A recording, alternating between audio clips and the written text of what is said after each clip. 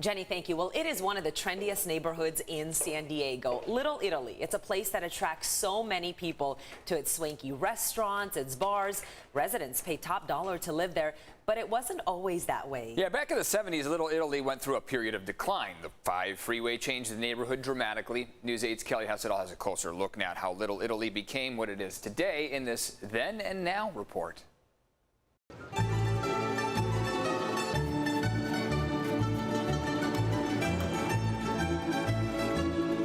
It's a vibrant destination for tourists and locals. San Diego, Little Italy is the place to be. We still cherish the moments of the neighborhood we grew up in. On every block of Little Italy, you'll find posh bars and restaurants. Customers wait for hours in line at some of them just to get inside. It's hard to imagine that this now bustling neighborhood with some of the most expensive real estate in downtown was once struggling.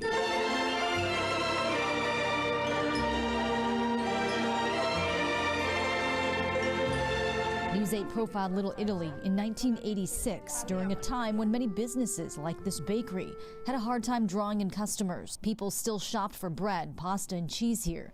Someone who remembers that time? It was the original Filippi's pizza. Bobby D. Filippi. A little bit out of practice. I haven't done this for years.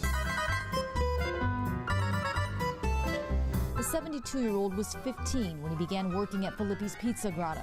This is my grandfather who started the restaurant. The restaurant held on to its original character and the people. A lot of the same people that were there then are still here. Our cameras captured video of head cook Angel back then.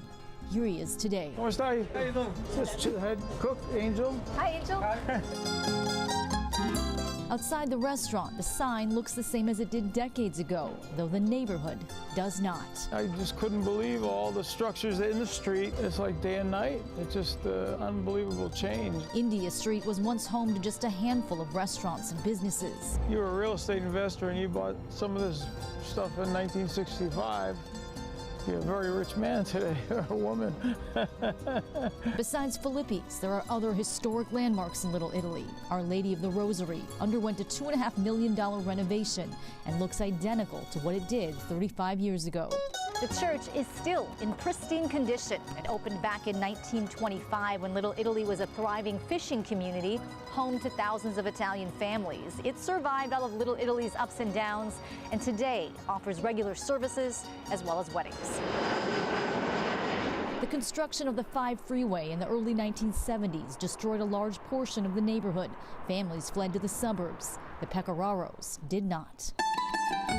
It's been 71 years in our family, and I'm fourth generation here and born and raised down here in the neighborhood. Onofrio Pecораro's family owns the yellow home on India Street. You'll see his dad on the porch every day. Is there any amount of money that would make you guys want to sell this property? No, my mother put it in her will before she passed that the property would never be sold. The goal back in 1986 was simply to make Little Italy more pedestrian friendly by putting the utilities underground and expanding sidewalks. The turning point came a decade later.